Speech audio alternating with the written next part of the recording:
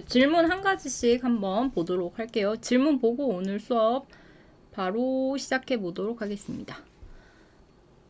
세나님 아까 인사드렸고, 그다음 폴리님 오셨네요. 폴리님 어서 오세요. 반갑습니다.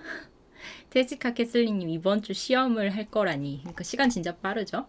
먼저 나티님 질문부터 볼게요. 안녕하세요 선생님. 오늘 한글날이죠? 한글날. 한글이 만들어진 날이에요. 한글날이기 때문에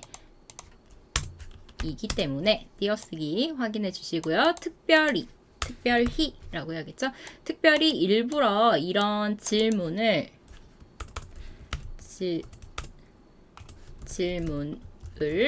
하려고 합니다. 저녁까지 조사는 붙였어야 돼요. 저녁까지 집에 안 들어가고 이렇게 막 땡땡이 쳐도 돼. 여기서 땡땡이 무슨 뜻이에요? 라고 물어보셨어요. 오늘도 좋은 질문 가져오셨네요. 아마 나티님이 드라마 같은 거 많이 보시나 봐요. 이런 실제 생활에서 사용하는 단어들이나 표현들을 자주 물어보시는 거 보면 나티님이 한국어 듣기 말하기 또는 생활 어휘와 관련해서 공부를 평소에 열심히 하고 계신다는 걸 확인할 수 있는 것 같습니다. 어떤 느낌 또 어떤 때 사용하는 단어입니까? 라고 물어보셨어요. 자, 볼게요. 자, 여기 물어보신 이 땡땡이라는 건 이런 뜻입니다. 자, 해야 할 일을 하지 않고 도망가다. 이런 뜻이에요. 자, 그래서 땡땡이라고 하면 좋은 의미보다는 꼭 해야 할 일, 꼭 해야 하는 것을 하지 않는다. 또는 뭐 참석하지 않고 하지 않거나 그 일을 하지 않거나 꼭 해야 하는 장소, 해야 할 일에 참석하지 않고 도망가다. 이런 의미가 있어요. 예시 한번 들어볼게요. 한국에서는 고등학교 학생들이 학교 끝나고 학교에 남아서 야간 자율학습을 해요.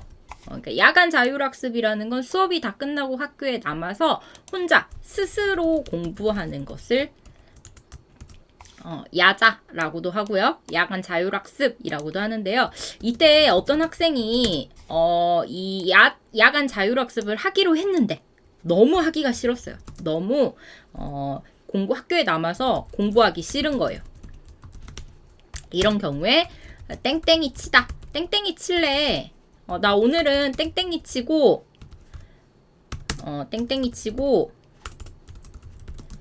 뭐 놀러 갈래 이런 식으로 표현할 수 있죠. 땡땡이 의미 자체가 해야 할 일이나 아니면 가야 하는 곳에 참석하지 않고 하지 않고 도망가다 라는 의미가 있습니다. 그러니까 약간 일종의 이런 의미죠. 책임, 내가 맡아서 해야 할 이 책임을 피하다, 책임 회피 이런 의미가 있습니다.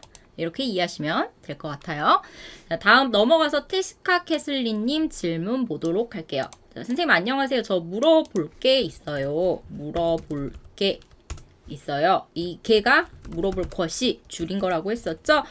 말로 할 때 구어체 표현에서는 물어볼게 라고 줄여서 사용해도 되지만 여러분들 쓰기 할 때는 물어볼 것이 라고 쓰셔야 한다고 했습니다. 쓰기 53번 원인 나타났을 때 과거 표현으로 써야 해요. 네, 그렇습니다. 답. 네. 라고 생각하시면 돼요. 그 이유는 제가 쓰기 수업 때 여러 번 말씀드렸지만 그래프 1번이나 그래프 2가 다들 조사한 결과에 대해서 나와 있죠. 어떤 사회적인 현상이나 어떤 모습을 이미 조사해서 뭐 그래프로 나타낸 이 결과예요. 그러면 왜 이런 결과가 나왔는지 여기 나온 이런 결과에 대한 원인, 이 결과가 왜 나왔는지 이 원인을 쓰려면 당연히 이 원인은 앞에 나온 이 결과보다 먼저 있었던 일이겠죠. 그것은 조사한 결과보다 더 먼저 과거일 있었던 일, 과거일이라고 볼 수 있습니다. 그래서 앞에 그래프 1, 2가 이미 생겨버린 이미 있었던 현재나 과거라면 이게 현재 있는 일이나 과거에 이미 있어서 조사한 결과라면 이에 대해서 더 먼저 있었던 과거일인 이 원인은 당연히 과거로 써야겠죠.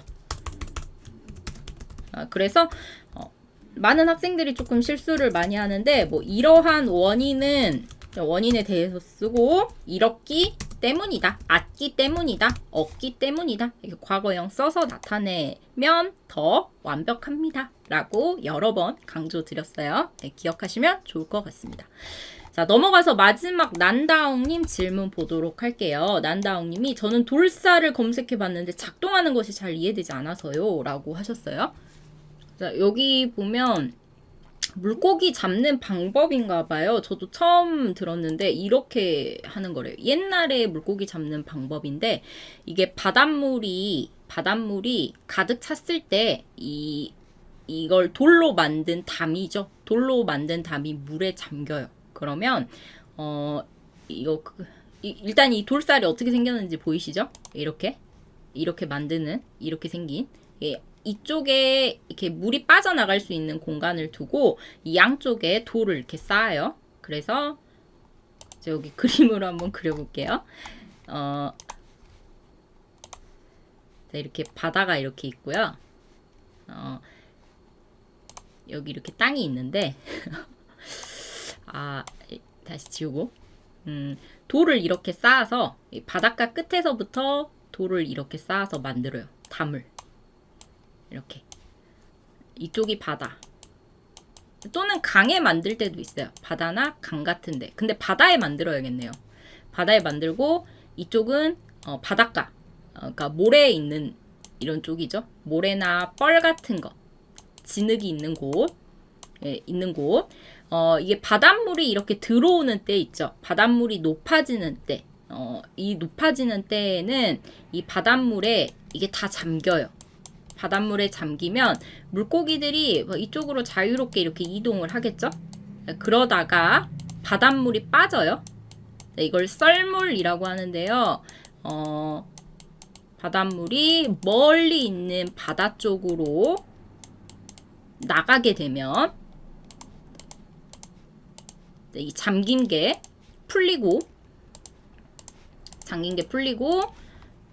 이 구멍으로 물이 이렇게 빠져나가요. 썰물일 때.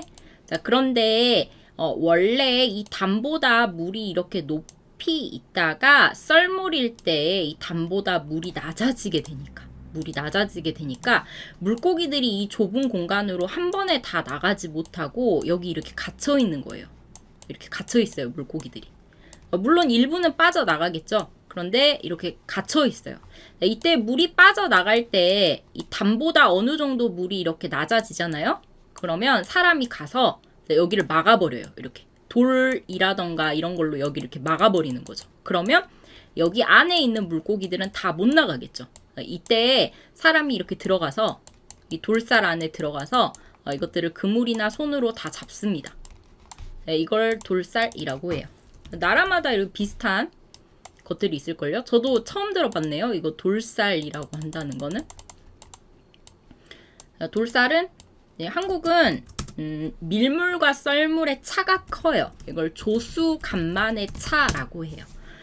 그러니까 바닷물이 육지로 들어올 때 물의 높이와 바닷물이 바다로 빠질 때 썰물의 물의 높이 차이가 커서 이 조수간만의 차를 이용해서 물고기를 잡는 방법입니다. 이해되시죠? 이해되시면 넘어가도록 할게요. 그 다음에 세나님도 질문을 하셨네요. 세나님 질문도 한번 볼게요. 이게 세나님 질문인데 한번 보겠습니다. 선생님, 저도 질문이 있습니다. 며칠 내내 노래를 부르더니 아침부터 혼자 나가서 명품 가방을 쌌다. 이 부분 며칠 내내 노래를 부르더니 어떤 느낌인가요? 이거네요. 며칠 내내 노래를 부르더니. 며칠, 여기에서 이 며칠이라는 것은 날짜를 나타내는 표현이에요. 며칠이라는 것은 정확하지 않은 날짜, 뭐 기간. 이 일이요 얼마나 되나 이렇게 만들어진 단어라서 하루, 이틀, 3일, 4일 중에 얼마나 되나 정확하지 않은 그 하루하루 기간을 나타낼 때 며칠이라고 합니다. 자, 그런데 여기 내내 있죠? 내내는 계속이라고 볼 수 있어요. 종일이라고 생각해도 돼요. 내내, 종일. 자, 그러니까 며칠 내내라는 것은 며칠 동안 계속해서 뭐 쉬지 않고 이런 뜻이 되는 거죠. 네, 그러면 며칠 동안 계속해서 노래를 계속 불렀대요. 그러더니 노래를 부르고 나서 결과 뒤에 나오는 거죠. 아침부터 혼자 나가서 명품 가방을 이거는 샀다. 이렇게 돼야 될 것 같아요. 노래를 계속 부르더니 어느 날 갑자기 혼자 밖에 나가서 비싼 가방을 사왔다. 이런 의미로 이해하시면 되겠죠. 이해되시나요? 나티님이 선생님 최대 1명 신청 가능하다. 최소 1명 신청 가능하다. 이 두 문장의 인수가 같습니까? 이렇게 물어보셨어요. 한번 같이 볼까요? 최대는 가장 많은, 가장 큰 이런 뜻이고, 최소는 가장 작은, 가장 최소, 가장 적은 이런 의미가 있어요. 많다, 적다, 크다, 작다 이렇게 돼야 되니까 순서 바꿔야겠네요. 적은, 작은. 여기서 이 의미는 똑같죠. 최대 1명 신청 가능하다라고 하면 1명까지만, 가장 많은 기준이 1명이다 라는 거고요. 최소 1명 신청 가능하다라고 하면 가장 작은 단위가 1명이기 때문에 그 1명부터 신청할 수 있어요. 그러니까 이게 무슨 말이냐면요. 최대 1명 신청이 가능합니다. 1명 이상은 신청할 수 없어요. 이상이라고 하면 안 되겠네. 1명을 넘으면 신청할 수 없어요. 이런 뜻이 돼요. 그러니까 1명만 신청할 수 있다는 거죠. 1명만 신청 가능해요. 자, 그런데요. 최소 1명 신청 가능하다라고 하면요. 1명부터 신청할 수 있다라는 의미가 돼요. 이게 무슨 말이에요? 이런 뜻이 되는 거죠. 1명도 가능한데요. 신청 가능한데요. 2명도 되고, 그 이후에 뭐 더 된다. 이런 의미가 됩니다. 그래서 두 문장의 인수가 완전히 똑같다고는 볼 수 없죠.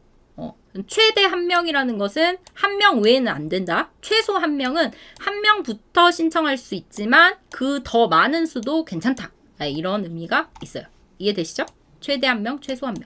근데 보통 최대 1명 뭐 이런 의미는 잘 안 쓰기 때문에 최대 뭐 10명 이런 식으로 그 마지막 마지노선, 마지막 기준이 최대라는 표현을 쓰기 때문에 1명 앞에는 최대를 잘 쓰지 않습니다. 이것도 기억하시면 좋을 것 같아요. 다음에 넘어가서 또 티벤베티님. 48번, 50번 문제 오늘의 제일 좋은 문제가 된 것 같네요. 좀 논리적으로 생각하게 만든 문제들이 많았지만 선생님 덕분에 잘 이해할 수 있었어요. 선생님께서 예전에 직접 가르쳐주신 단어들도 많더라고요. 감사합니다. 선생님 수고 많으셨습니다. 티벤메티님 그대로 기억하고 계시네요. 사실 단어들 다시 반복해서 정리할까 말까 했는데 혹시 처음 들으시는 학생들도 있을 것 같아서 이전에 정리했던 단어들도 좀 시간이 오래 걸려도 한 번 더 정리해 봤습니다. 다음에 수아님 질문 볼까요? 수아님 질문은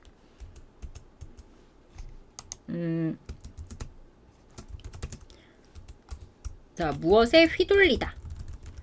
그 다음에 귀가 얇다. 비슷해요? 라고 하셨어요. 무엇에 휘둘리다, 무엇에 귀가 얇다 라고 하면 비슷한 의미는 아니에요. 왜냐하면 휘둘리다가 내가 직접 어떤 일을 하지 않고 다른 사람의 생각, 다른 사람의 뜻대로 하게 되다. 이런 뜻이 휘둘리다입니다. 휘둘리다. 자, 근데 귀가 얇다라는 것은 내가 선택해요. 귀가 얇다. 어떻게 해요? 다른 사람의 의견을 잘 듣는 거죠. 그러니까 나의 그 생각이 없이 다른 사람이 이야기하면 그 다른 사람의 의견대로 결정하다. 이런 의미가 있어요. 그래서 귀가 얇다라고 하면 내가 결정하긴 해요. 근데 다른 사람의 생각을 듣고 그 생각대로 결정하다라는 의미가 있고요. 휘둘리다는 내가 어떤 걸 결정하거나 무언가를 선택하지 못해요. 다른 사람이 생각하고 뜻하고 행동하는 대로 되는 것을 휘둘리다라고 합니다. 상황이 비슷하지만 의미 자체가 비슷하다, 같다라고는 볼 수 없어요. 이해되시죠? 나티님이 비자 신청하려고 했는데 2명 신청하려고 합니다. 근데 서류에 최소 1명 신청 가능이라고 나와 있었어요. 그럼 2명 신청할 수 있죠. 최소 1명이면 1명부터 1명 이상이면 다 신청할 수 있어요. 아까 말씀드렸죠? 최소 1명부터 신청 가능합니다. 1명부터 2명도 되고 3명도 되고 10명도 되고 이런 의미가 되니까 그렇게 신청할 2명이서 친구와 같이 신청하실 수 있어요.